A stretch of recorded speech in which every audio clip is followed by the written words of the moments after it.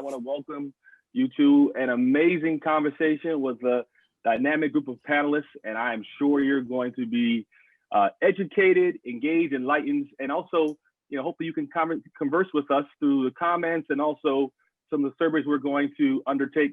My name is Curtis Valentine, and I'm your moderator for today. Today's event is sponsored by the Reinventing America Schools Project.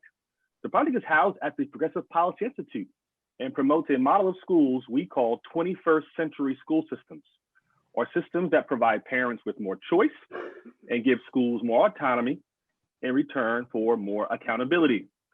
Our research shows that in urban America, public school systems that do this produce the most rapid improvement in student performance and in outcomes such as high school graduation and college enrollment. The purpose of this webinar is to discuss the impact and significance of high schools that provide students with opportunities to earn college credits or degrees for free. Let's get started. Before I ask my panel to introduce themselves, we're going to post a survey so that they can get a better understanding of who you all are listening in. And so we ask you to fill this out, and we want you to just choose one. Which group do you most identify with? If you ask me, I identify with at least 2 or 3 of these groups, but which one do you most identify with? Is it parent, educator, funder, journalist, advocate, or policymaker? Please choose one, and we're going to share that with the group. That being said, I'd like everyone to introduce themselves, tell us about your work, and in many ways, we want to kind of connect with our group. How are you doing right now during this time in our country as it relates to the COVID, to the fight for social justice, as we're recovering through the school system? And so kind of introduce yourself, but also just tell us, quite honestly, how you're doing. We're going to start with you, Arianna, our student member. How you doing? I'm doing great, Curtis. So right now during the pandemic, I've been kind of, bouncing back from like working and school only, trying to maintain getting like scholarships and things like that. And when I tell you now, I don't think people really paid attention to the scholarships things because they're not really talking about it. But many people aren't funding scholarships like that because they're mainly putting it towards the science departments because they're trying to find a cure for COVID for most colleges, and most people don't know that. So it's really hard for people to find scholarships now. And I've been like talking to my friends and my counselors, and yeah, so that's mainly what's been going on with me trying to get ready to go off to college. And remind everybody, where do you attend school? You said, where am I at school? Yep. Mm-hmm. I go to 21st Century Charter School. I am a senior. So far I have earned my associate's degree. I have 75 college credits at the moment, and I'm taking a biology class right now. So thank you. Now there are folks who are listening in saying, did I hear what I just heard? And we're going to talk more to you so they can find out how this can happen where they are. Let's stay there. Kevin, tell us who you are, about your work, and how you're doing. Hey, thank you so much for having me. And I'm Kevin Teasley. I'm the founder of GEO Foundation. We sponsor and support and develop the 21st Century Charter School in Gary. We have 7 schools, 3 in Gary, 1 in Indianapolis, and 3 down in Baton Rouge. They're charter schools, and the uniqueness of these charters is exactly what you just heard from Arianna. It's our college immersion program where we believe students are more than capable of doing more than high school stuff today, and Arianna's proof positive of that. In Arianna's high school, 50% of the high school students are taking college level courses. They start as early as 9th grade. And we have various college partners, whether it's IU Northwest, Purdue Northwest, Ivy Tech up in Gary, and then IUPUI and Marian University and Ivy Tech in Indianapolis, LSU and Southern and Baton Rouge Community College in Baton Rouge. All of these schools, all these higher ed institutions are accepting our students. They're not doing them any favors. Arianna actually had to pass the test to get into college in the first place. So it's an earned opportunity by our students, and it's proving to to me at least, and hopefully to everybody else, one of the reasons I'm excited about this panel discussion is that, hey guys, our kids today can do so much more. All us old folks, we laugh about young kids being able to fix the remote or the iPad or whatever for us. Well, they can do a lot more than that. And they're ready for school. And Arianna, she finished an associate degree as a junior in high school. Come on, that's 2 years of college she earned as a junior in high school. That's unbelievable. Can I add Thanks. something real quick? I'm sorry. Sure. When I went to 21st, I was in 7th grade. I started 7th grade year. And at the school, they have us take tests. And due to the school, like during my testing, I skipped 8th grade and went straight to 9th and began my college classes. So I was supposed to be a sophomore. Well, I'm supposed to be a junior this year. Yeah. No, Arianna's only 17. No, and we're gonna get to know Arianna a lot better throughout the day, throughout this hour. And folks are eager to hear more about how this came to be and how they can bring it to where they are. Wil, introduce yourself. Good afternoon. My name is Wil Del Pilar. I'm the Vice President for Higher Education at the Education Trust in Washington, D.C. Education Trust is a national state advocacy organization that advocates on behalf of low-income students and students of color. And we really focus on closing opportunity gaps. I would argue that in this country, we don't actually have an achievement gap. We have an opportunity gap if we're not providing all students with equal opportunities to succeed, and then we can't expect there to be equal footing. And so that's work that we focus on by bringing research, policy analysis, and then coalition building to both the federal level and at the state level. And so I'm happy to be here. I feel like everyone else, exhausted by the endless Zoom meetings and virtual engagement opportunities.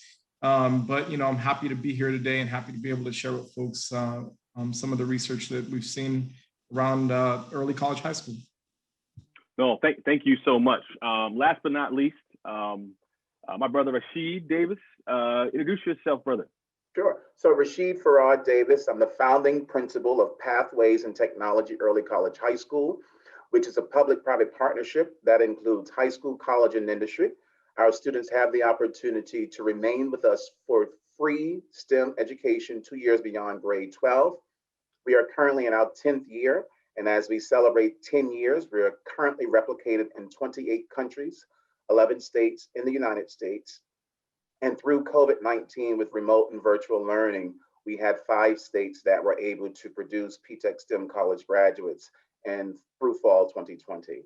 And so because we were already attempting to disrupt traditional public education, besides the overwhelming sadness of the deaths of COVID-19, I still have just been trying to push the envelope and push my population to move faster during these trying times. And so whereas some people have slowed down, it is my belief that we need to move faster to make sure that we can keep students more connected and engaged. And so I am completely exhausted from trying to run fast while we are dealing with these challenging realities of COVID.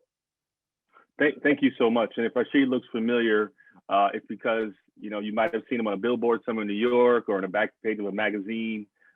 He is many places the poster child for this, and someone who President Obama even highlighted during a State of the Union. And so this is a conversation that's been continuing. Before we get started, I want to know who's out there and I want my panelists to know.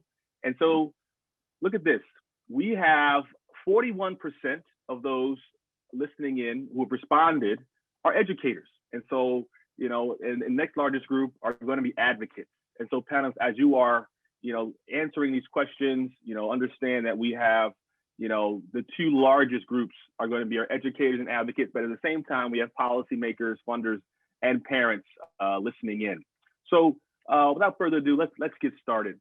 And I want to come to you first, Wil. College enrollment among low-income students has plunged during the pandemic.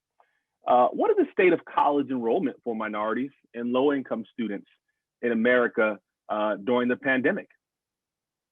Well, I'd say the data is quite discouraging when we look at what's happening nationally. The National Student Clearinghouse has been tracking fall enrollments and basically, wanting to know what happened last fall compared to this fall. When we look nationally at public and private four-year institutions, we see a 2% decrease. But community college enrollment is actually down by over 10%. And so I would say that's really concerning when we start thinking about these type of declines.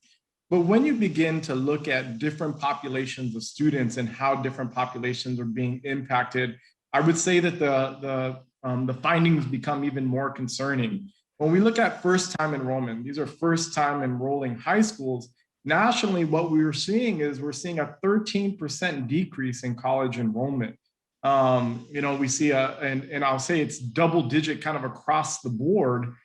Decreases for all racial and ethnic groups. But, to me, it's especially concerning when we see nearly an 18 percentage point gap, percentage point difference or decrease for Black students, almost 20% decrease for Latino students, and a 23% decrease for Native American students. When we look at what's happening on the community college side, I would say it's even more concerning. The decrease among first-time enrollees at community college is nearly 19%. So we're 19% down in first-time enrollees at community colleges. But once again, we see disproportionate impact. So among Black students, it's down nearly 29%. Among Latino students, it's down nearly 28%. And among Native American students, it's down, nearly 29%. So we're seeing very, very big decreases by different racial and ethnic groups. And when we look at attainment, who has a degree, who has an associate or a bachelor's degree or higher, there are already huge gaps. There are disparities in who has a degree in this country. And we did some work on this several years ago, and we found that around 47% of white adults hold an associate degree or higher, but only 30%, around 32% of Black adults, and only 21% of Latino adults. So when you have these type of disparities in degrees, and then you begin to see data that shows disproportionate decreases in enrollment, what this time really threatens to do is increase the gaps. And so I would say that's especially concerning. Another trend we're seeing that is a little bit concerning, or actually really concerning, is significant decreases in FAFSA completion. And so the national data has shown among high school seniors, especially low-income seniors and students of color, we're seeing decreases in the number of students who are completing a FAFSA. And to me, that's really concerning, because the students who complete the FAFSA are the ones who are the most likely to go on to post-secondary. If you're not completing the FAFSA, it decreases. Well, number one, you're not eligible for any federal, in many states, any state aid. And so looking at this all together, I think it presents a rather concerning picture around the condition of college enrollments when we see decreases nationally, especially among first-time freshmen, and then decreases, like I said, by racial and ethnic groups that, when we look at, especially at the community colleges, these double-digit decreases are really concerning. Let me stick with you really quickly with a follow-up. To what do you attribute this tremendous gap, 18% for African Americans, 20%? Is it access? Is it sort of preparation for community college? Is it the cost of community college? In your research, were you able to sort of pinpoint some of the reasons why you saw this gap? One of the things that we're really concerned about, and I think students are concerned about, is affordability. When you look at the disproportionate impacts and unemployment rate among folks of color and low-income folks, especially those who don't have a college degree, the ability to pay is one of the biggest concerns.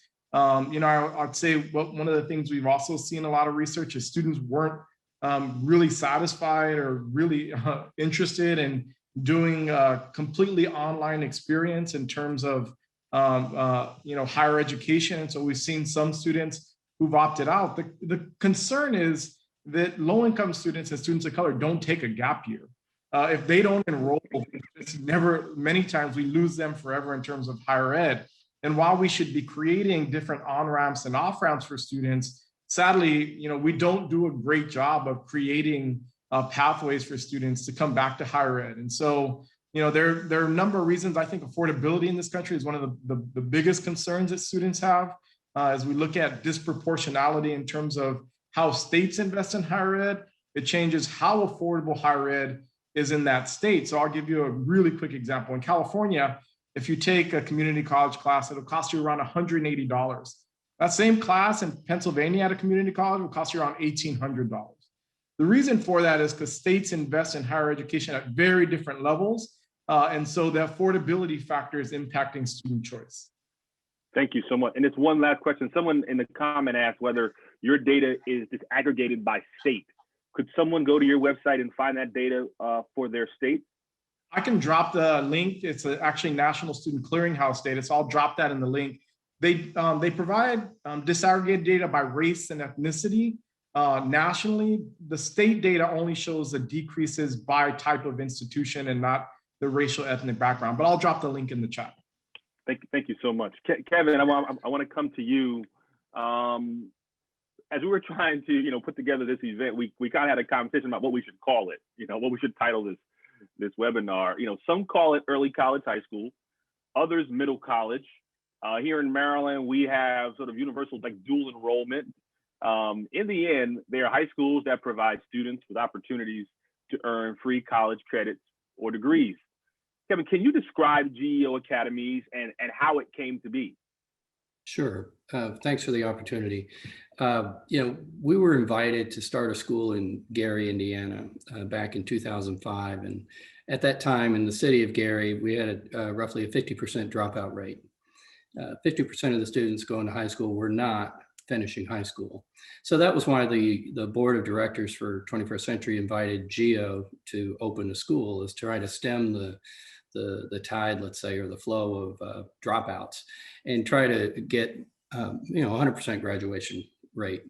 And we started in 2005, very similar to what a lot of traditional high performing college prep high schools do.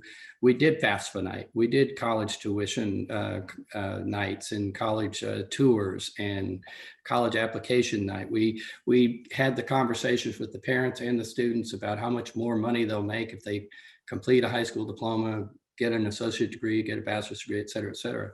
We did all of those conversations, but at the end of the day, if we're being honest, and I'm kind of a blunt guy, our results weren't so good. And so in 2010, I had heard a lot about the early college model. And so I was actually going through Bill Gates, that group funded a bunch of early college opportunities and learning across the country. And I started going to those. And truthfully, that's how we started 21st Century as an early college in 2010. We started implementing that program. But we pivoted from the early college to fit it to what 21st Century really needed.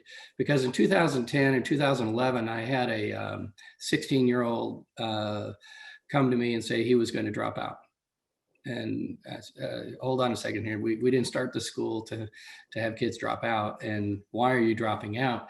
And it was that conversation that really kind of changed everything for 21st Century and frankly for all of GEO schools. He said, nobody in my family went to college.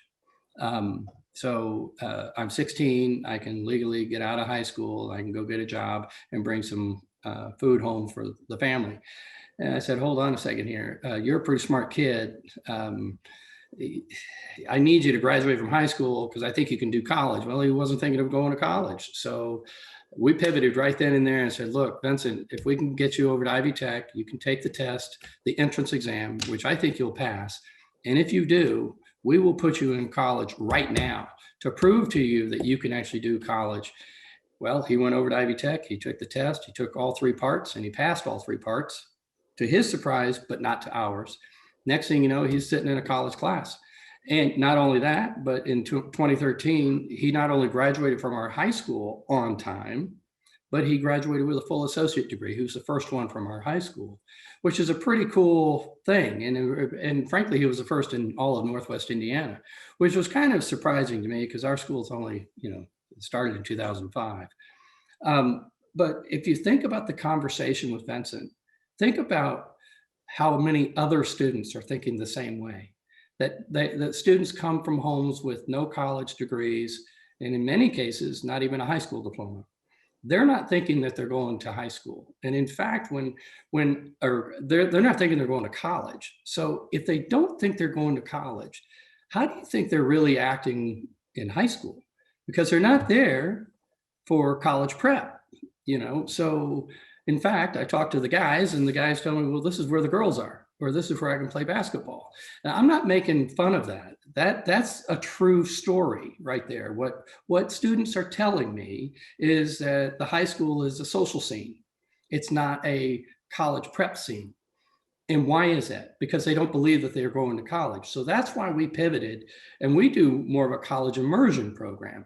We have students starting as early as 9th grade to go to college.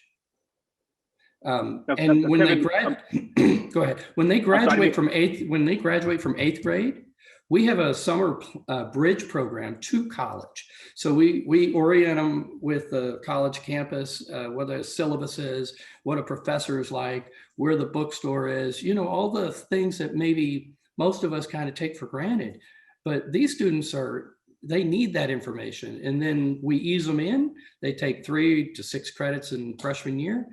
And, to Will's point about the number of students who are not going to college, I think to some degree, the reason is we're going at it too late.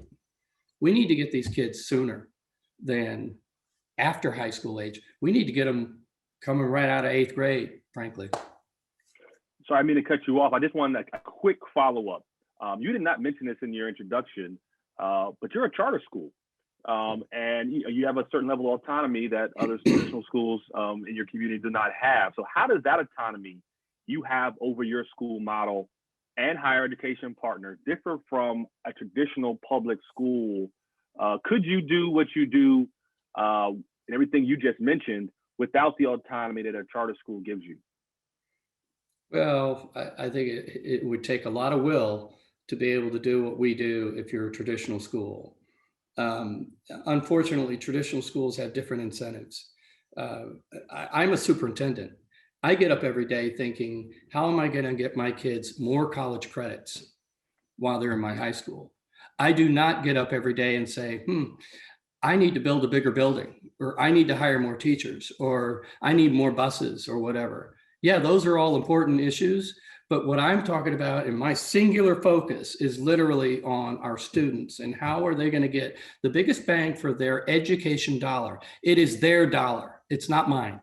So Arianna, she gets roughly $9,000. She probably doesn't even know that. She gets roughly $9,000 from the state that goes through our school that is to support her education. Most students in the state of Indiana, they just graduate with a high school diploma with that $9,000. Arianna, she graduated with a high school diploma plus 2 years of college with that $9,000. So that's what I try to do. And I don't think it's as easy for traditional school systems to do what we do. They could. Oh, no, thank you. And there's a dollar figure on the associate's degree as well. So those who came out of high school and paid for out of pocket, they can tell you how much that costs. But we'll get into that soon as well. Yeah. But I want to come to you, Rashid, out in New York. PTech again. I mean, people hear about it. We have one here where I live in Maryland, in my school district. Within 6 years, students at PTech graduate with a free associate's degree. Some in applied science, some engineering, computers, or other competitive STEM disciplines, along with the skills and knowledge they need to continue their studies or step easily into high growth, new collar jobs with partners like IBM. Can you describe PTech and how it came to be? Yes. So we, PTech opened, the ideas began in 2010.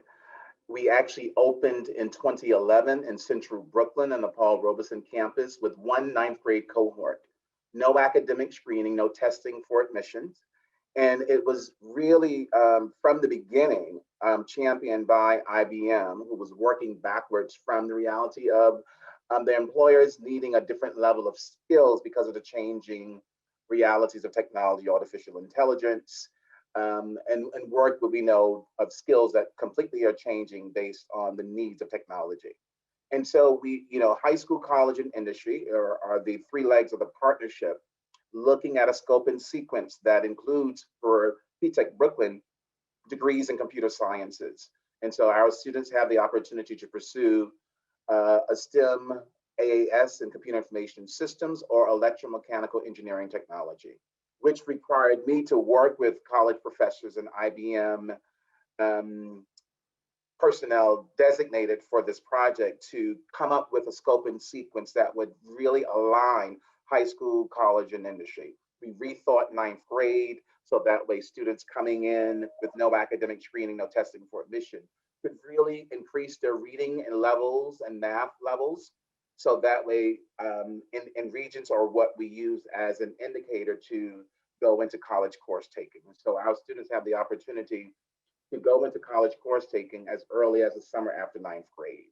We've already completed 4 cohorts of grades 9 through 14. We are 97% Black and Hispanic, with at least 70% of the students being Black male.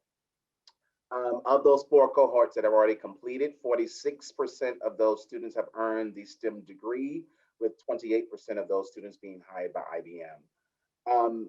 When I was hearing Wil talk about the challenges with enrollment from fall 2019 to fall 20, we had 53% of our fall 2019 students either continue on to grade 13 or earned our STEM degree. In fall 20, we had 52%. So we only saw a 1% drop, but actually when you look at the numbers, we had more numbers who were either with us or who had earned the STEM degree. And so that is the beauty of starting early and establishing those relationships that really keep students connected.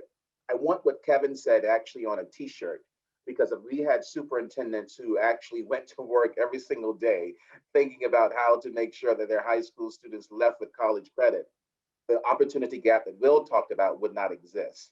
And so it's very important to really think about the alignment of leadership and opportunities that really promote equity and access. And so, as I said, 5 states produced STEM college graduates through fall 2020 with remote and virtual learning.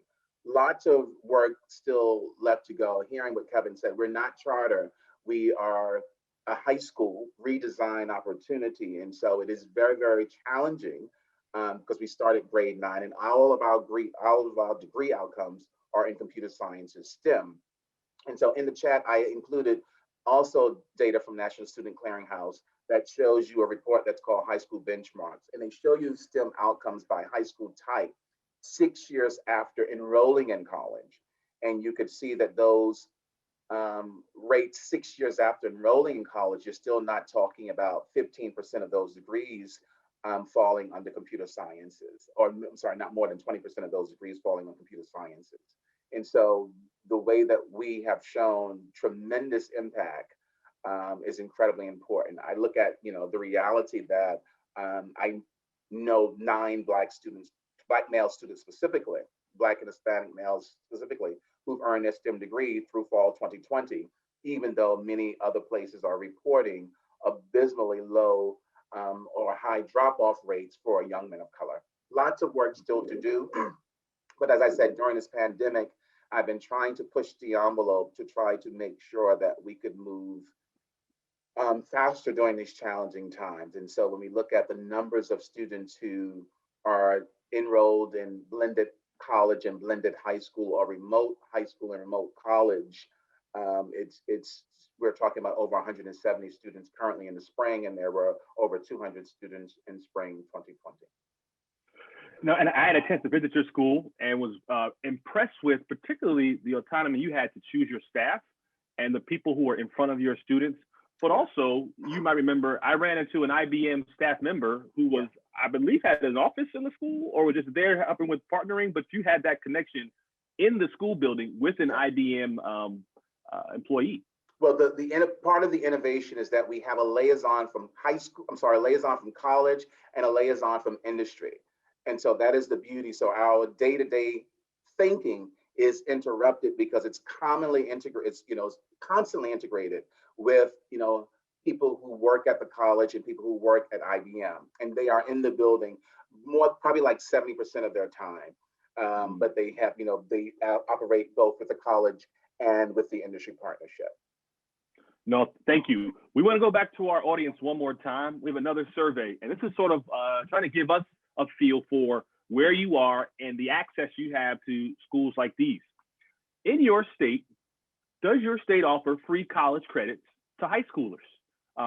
Whether it be through a school like GEO, through a school like PTech, or in a place like Maryland where students can travel to the community college if they pass the entrance exam and would like to earn free community college credits. Does your state offer free college credits for high schoolers? And as this survey continues, I want to come to, I would call it a rock star of the panel. I think it'd be hard for anybody to argue with that. Arianna, the experience of learning college level courses or learning alongside college age students is not easy. In some instances, students learn on campus, and others, professors come to high schools to instruct students. I actually taught high schoolers enrolled at the Prince George's Community College here where I live when I was an adjunct there, and they were benefiting from the dual enrollment that Maryland offers. Arianna, what motivated you and your family to enroll in GEO, and what is a typical day like for students at GEO? So the reason my family and me re-enrolled in GEO, because at first it was just my little sisters. They were kindergartners. So she just had them there. So I was coming from a school that was middle school, it stopped at 6th grade. So I had to find a new school, And at first I went to a new school that had opened in Gary called Still City. But the foundation of it was a new, brand new first year. The foundation was horrible. And so my mom was just like, okay, well, I'm going to put you guys in the school that your sisters go to. So I began going there. And when I first started there, I didn't even know they offered the free college, classes, because I didn't really hear much of the school when I had first started. So my 7th grade year, I had took NWEA. That's the exam we take. So once I took that, I had, I guess I scored really well. And then that's when the next year I went to 9th grade, and I started 9th grade as I was 13. And at Ivy Tech, you have to be 14 to enroll in the classes. So when I first started, I couldn't start immediately, even though, they were saying I was doing good and I could pass the exam. I couldn't even take it. So when the exam first opened up, it was my birthday's March 19th. So spring semester starts before my birthday comes. So I didn't get to take the exam till after. And once I passed, I was like, okay, well, I want to start taking these college classes because they're offering it to us for free. Let's just take it. And my mom, she's been someone, she highly, education is a big thing to her when it came to me, because that was like her main focus for me. Because, I don't know, she wasn't really she was into sports as a high school student, but she was like, I seen, the things that can happen with that. So your education is going to come first. So I began taking my classes, and uh, let's see, maybe, my sophomore year, the end of my sophomore year, it was brought to me that it was a program called ASAP. It was a new program as well. It was first year, and no, it was the second year. It was the second year, and I started to take a program where you take you get your associates in 11 months. So that's how I got my associates by my junior year. And that's how that pretty much happened. And the process was not easy at all. I'm not gonna say, I'm not gonna sugarcoat it. I'm not gonna say that you can just go in and get it, that's it. No, it takes time. It takes determination. It takes a lot. And a lot of people don't know, the mental thing that goes in it as well. Not just, with books, just mentally being there, like getting up, going to campus every day, having to come home, study, having to miss games, because I was a big fan of basketball at my school and sports, so missing games so I could finish my assignments on time. It's not easy, and I'm not gonna say it is, but in the end, it all pays off. And if your school's offering it, you should definitely take it. And I want to refer back to the when we were talking about the community colleges and how people really weren't enrolling. I feel like it's not. I think people look down on it, and I don't think that should be something that people should take to the heart. I really believe that people should definitely look at community colleges because it's saving you money. If you think about it, you can do your 2 years here and then go off. You can still go off and get your college experience while saving money, unlike other people, because people are still, they're going to colleges, they don't even want to do it, and they're dropping out. So I really think people should take that into consideration. And I believe educators are a key part in that as well as state people. I believe educators are too, because they're around you all day. These are the people that's gonna motivate you to do what you do. So if it takes that one educator to get someone to go like me, and then I go to my friends and like, hey, y'all should take these classes. Like I did it with my best friend. She didn't really know. She was like, I want to take cosmetology, and I was like, well, you want to open your business, take you some business classes too. And she enrolled in her classes too her junior year. She joined us and she started doing it. So I think it was pretty good. Like, No, kudos for you for being an ambassador and be a recruiter. I love that energy. And those are wise words from someone who's experiencing it, but understands, it is hard work, but it pays off. The results of our survey are out, and a whopping 87% of those who responded said that their state does offer free college credit for high schoolers. And so that's amazing to hear. What I do want to do is get back to you, you all in the panel around this idea of the benefits, the impact of this early college high school model. Earning free college credit in the high school gives students a head start academically at a reduced financial burden on their families. At GEO, paying for students' college courses actually costs less than hiring full-time teachers at the high school level. Wil, what are the benefits to students and families in early college high schools? I want to go back to the poll you just referenced. I think it's great that states, especially there's so many states that are offering free college credit, but I do want to say that there's still an equity issue that I would be concerned about, and that is tuition is only, when we look at community college, only around 20% of the total cost of education. You also have the expensive, sometimes course fees, books that may prove, I would say an obstacle, especially for low-income students. And so I think that is, you're designing these type of programs, we need to think more broadly about how we're providing supports. When we think about some of the research on dual enrollment in early college high schools, I think the early research is actually quite promising. It's been shown to improve college readiness. From some of the research, we see that students who completed dual enrollment or some form of early college high school were more likely to enroll in college. They were more likely to persist to the second year. They were more likely to complete a degree. And it improved access, especially for students of color. So the research, I would say, is very promising. Now, there is some difference between students who attend in person versus who attend a course on the college campus versus their high school. Number one, we know that sometimes there's some concerns around rigor. Is the course as rigorous at a high school campus that is on the college campus? And I would say that's very different from state to state, because states have very different requirements around who can teach a college level course. The other thing that I think is critical, especially when we're thinking about providing students these opportunities, are all of the wraparound services that I think are critical for student success.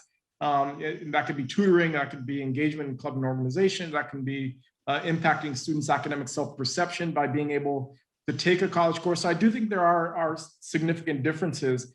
The American Institutes for Research actually did some pretty rigorous study on the impact of early college high school. And when you look at that data, it was 2 in 5 early college high school students completed college, a BA degree or an AA degree within 6 years of high school. And so that's compared to 1/3 of non-early college high school students. So the data is a little bit better for students who did early college high school. When we looked at, for example, some of the other data, 25% of early college high schools had an associate degree within 2 years of high school grad, compared to 3% of non-early high school students. 20% had a bachelor's degree within 4 years of high school grad, compared to 11% of non-early high school students. And so, the data, I would say, is pretty encouraging. Additionally, program is shown to have very similar positive benefits for low-income students and for students of color. So there isn't the disproportionality we sometimes see or the gaps we see in other programs. So, I would say that what we're seeing in the data is very promising. It's improving not only access, persistence, but also success among students who are participating in dual enrollment or in early college high school. No, thank you. Go ahead, Arianna. Okay, so referring back to the things with the students and how we should keep them engaged. Another part is student clubs. Like he said, basketball. Like I play basketball. I think another good point would be like the clubs is just get interaction between the students. If I have a reason, like I get up, I just want to see my friends. Like that's like what me and work. Like I like seeing my coworkers. So I like going to work. Like I think that plays a good role in it, as well as not just being just college classes. Like we had talked about it before, we have career, because everybody doesn't want to do that. You got your cosmetology, barbering, welding, mechanics, it's technology, it's so many different things that GEO Academies does offer, as well as, other places like PTech, with the STEM. So it's a lot of places that offers great things, that it's not just centered around one group of people. It's broad. It represents everybody. Mm-hmm. No, and I want to go back. I'm going to go back to our listeners, our folks who are tuning in. We have one final survey, and time is moving forward, because we had great conversations and some great answers. And so this is sort of a response to the previous survey, which is, should states guarantee free college credits for high schoolers? 87% of states do, 13% don't. But should that, be the case? In the interest of time, Kevin, I want to jump down. At GEO, you all don't simply ship students to a community college. You actually follow up with college professors about student performance and behavior, and coach students through the homework and demands of college courses. Why is that important to your model? I think you're muted there, Kevin. It goes back to that last poll that you just got put up. Should community college be 100% free? Who could disagree with that? What I would argue is money is not enough. It sounds weird, doesn't it? I say money's not enough. Well, we have free money available right now. Pell Grants, that's free money that the federal government puts out there. Here in the state of Indiana, there's something called 21st Century Scholars.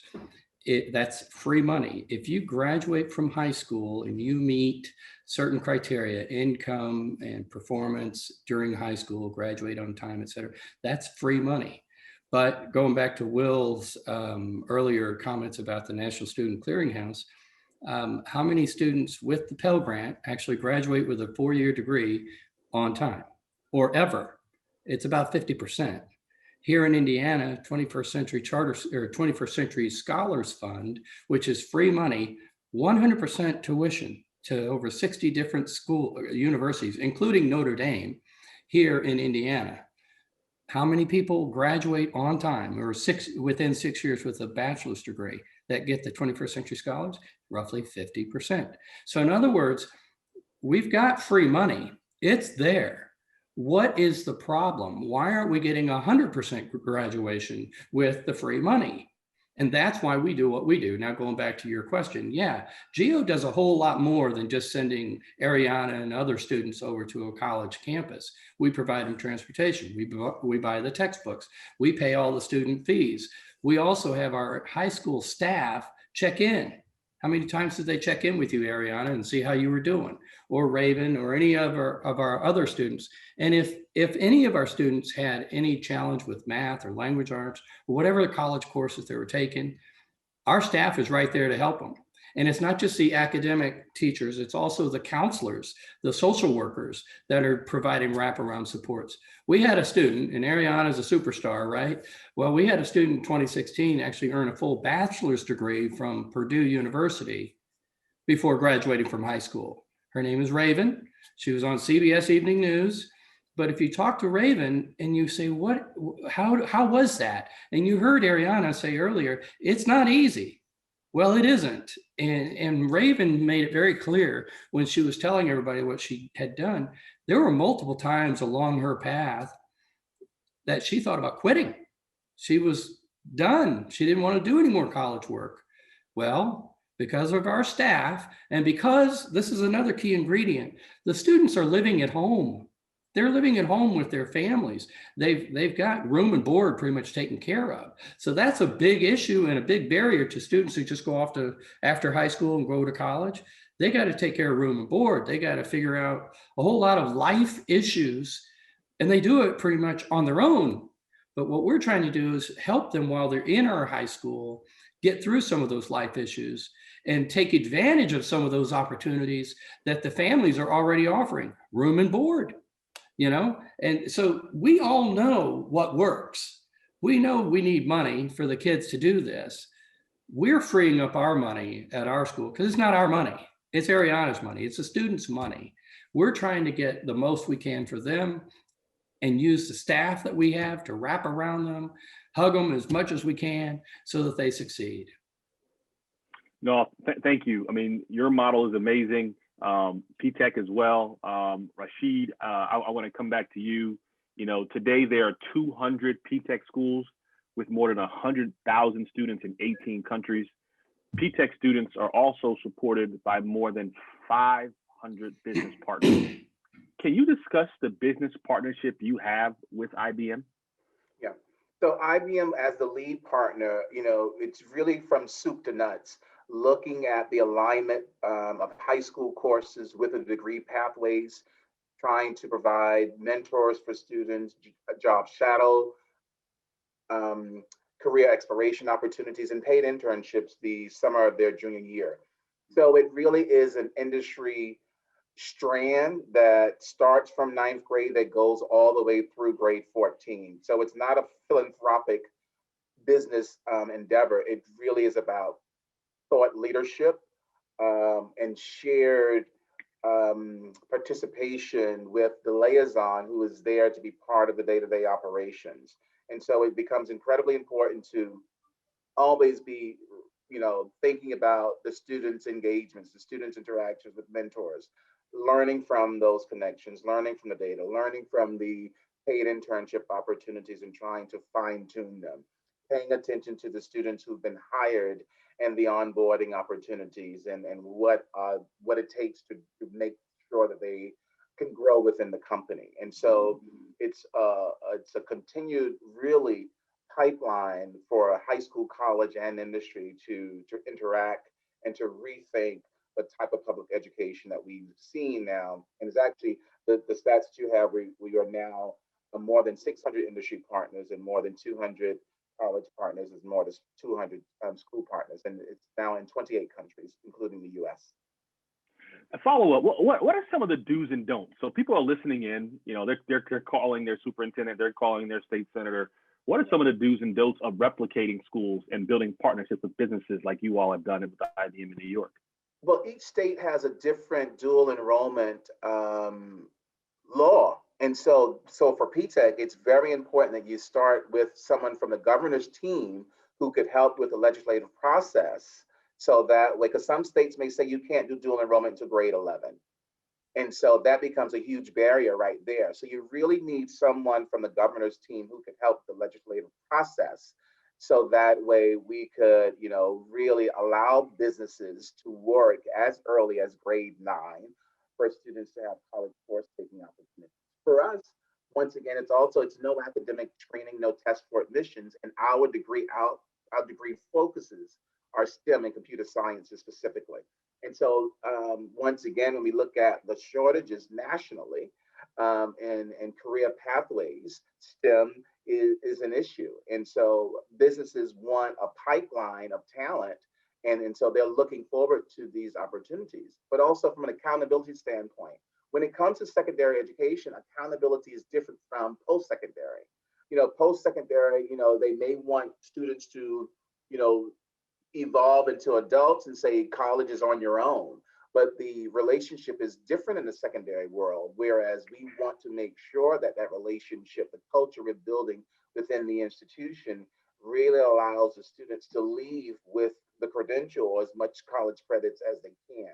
And so I think that is the driving factor between why early colleges definitely are successful because of the accountability reality of outcomes. And you want to make sure that students could lead with the outcomes. Mhm. Let's talk student success, right? On average, students at GEO possess 20 college credits upon graduation, and in most places, about 30 college credits for a year. So that's in between a semester and a year of college. PTech graduated 42 students over the past 6 years who are currently working full-time at IBM in states like New York, Georgia, North Carolina, and Virginia. Arianna, you have earned, as you mentioned earlier, 75 college credits. Let me say it again, 75 college credits. Do you have any plans? What do you look to do after high school? I was looking to go to like, a good university. Preferably I was looking at HBCUs, but HBCUs, they don't give out a lot of money. So I had got into Howard University and I was looking there. But, the money situation was a big bummer. So I'm waiting for some scholarships to roll in. And I was looking at Cornell University. I applied at Harvard. I don't know if I'll go there, but I applied there. I'm waiting back for a letter in April. And I'm just ready to go there, finish my 2 years, and I'm looking at different, majors and stuff. So I was going to minor in business and finish my degree in psychology still, though. No, that's outstanding. And those who are listening in, colleges, you're going to get an amazing student walking in your door with 75 credits. But we want to get into that part of it. And as we're wrapping up, about 10 minutes left, all 75 of her credits going to follow her. And that's one of the things we need to talk about, because most folks are saying, Curtis, early college, high school sounds like too good to be true. There's free money. You got schools like GEO, transportation. You got mentors in school. But at the same time, Arianna is at this point in time is thinking about enrolling in a 4-year institution, and in many cases, those credits are not going to transfer over. And so, Wil, Kevin, Rashid, everyone, what's your advice to lawmakers on why this model is so important? Well, if we look at outcomes, historically, and we talk about equity, we know that, children of color are not completing 2 or 4-year degrees. Even when you look at, the 6-year indicator, beyond 2 or 4-year degree completion times. And so the early start makes the difference in terms of with not only opportunity, but also degree attainment. But also you need more. I say, I would love to see early college expanded to all students. If you're talking about free community college for all, we must be talking about early college for all. Typically, we've talked about early college for first generation and underserved communities. But we know that the high school diploma is no longer enough. And so we really need to think about, if we want to really also deal with more integrated opportunities in communities for social, emotional, and economic levels, we need to expand early college opportunities for all students. Wil, how do we incentivize all these institutions to accept these college credits, regardless of where they come from? Well, currently, I think, this space is kind of the wild, wild west. When you think about, dual enrollment, there isn't, it varies greatly state by state in terms of the requirement and the agreements. I think we need to improve transfer and articulation pathways. I've cited in the chat that GAO studies found that transfer students lose around 43% of their credits upon transfer. The fact that, students are losing credits, or credits may get counted, but don't get counted for their major, I would say continues to slow students' progress through the pipeline. And so I do think we need to think about what the federal role is in requiring institutions who may have the same accreditor to accept credit from an institution, a community college or another 4-year institution. We know students, most students will attend institutions at different or attend several different institutions throughout their academic career. And I think using Title IV funding as I would say use it as a stick to encourage institutions to ease that time to graduation is something we should be exploring. States also can legislate that institutions that receive any type of public funding or any type of state funding accept credit from institutions in that same state. So I do think there is a state and a federal role that can be implemented to try and improve transfer and articulation so that students aren't losing credits along this pathway, increasing their time to degree, possibly using Pell eligibility up, and then at the end of their academic career, run out of financial aid to complete that degree. And so I think there needs to be better transfer and articulation.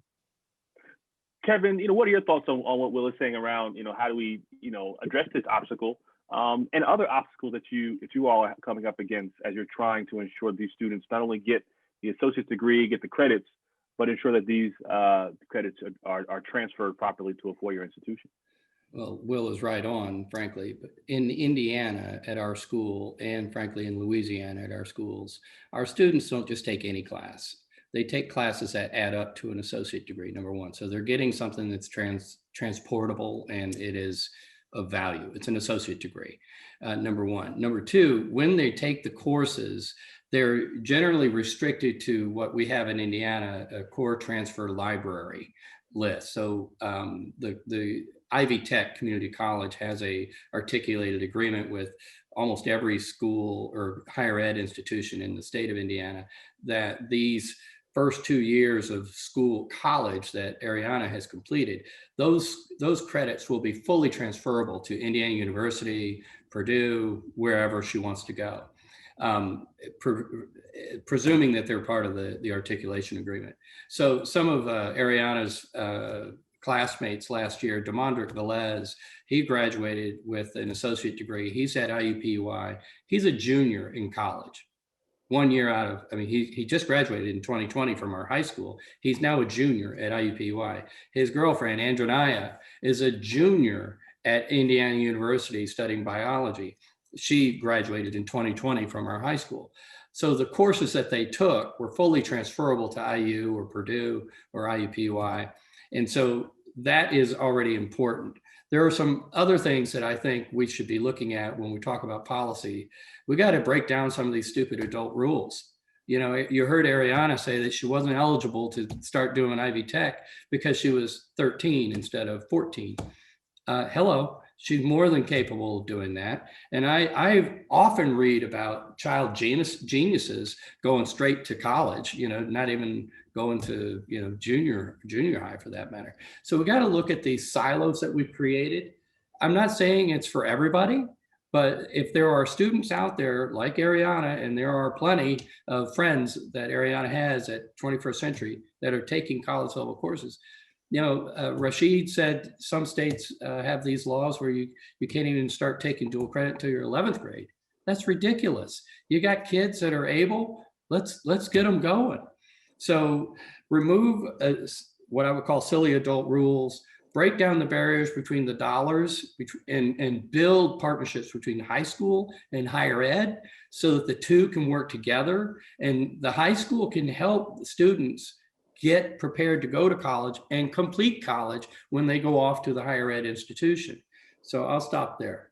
I guess I've got two more things. We need early access to Pell Grant money. If you've got people who are qualified for Pell Grant, let's get them access to that while they're in high school, because that's a barrier. A lot of high schools can't afford this, but that money's there if they graduate from high school. So bring it down to the high school level. Let the high school shepherd with the student, those dollars, so that we get biggest bang for our return on investment. No, thank you. I don't want to forget that final survey. As you would expect, 100% of those who responded said states should offer free college credit to high schoolers. And so right there in front of you, any policymakers listening in, you have support from the community. Arianna, we wish you the best of luck. We're going to give you the last word. We got 30 seconds left. Do you want to tell anything to those who are listening out about why this is so important and why they should support this wherever they are? We are trying to make, not minorities, but we just want to make everybody have a great life. I personally know the struggle. I've seen the struggle of my parents working, my single mother working very hard to get me to this point where I am right now. And it's a lot of parents out there like that. So I just really think this will help in so many aspects with so many people in so many different ways. So you should definitely make it happen. And thank you. How you know? So you might have saw this. It is early happy birthday. You said March 19th. You said March 19th. Oh, I did. You told us your birthday. So early happy birthday to you, 18. And so, you know, you have four guys who've been 18 before. I'll be 17. You know, 17. Okay. Wow. Exactly. See, 75 college credits at 16 years old, at going in 17. Again, you continue to impress. And so we are so amazed at you. We are so proud of you. Kevin is a beaming school leader over there. This is talk about his school. I can see that in his eyes. And so we are all so happy for you. Thank you so much, everybody who tuned in. Again, I'm Curtis Valentine with the Reinventing American Schools Project. Please continue to engage in the work that we're doing. Follow the work, you know, our research. Follow these four amazing individuals and the work that they're doing to really ensure that every student in America has the opportunity to meet their full potential. Thank you so much, Wil, for bringing that up. Thank you so much for joining us, everybody. You all have a great rest of your day.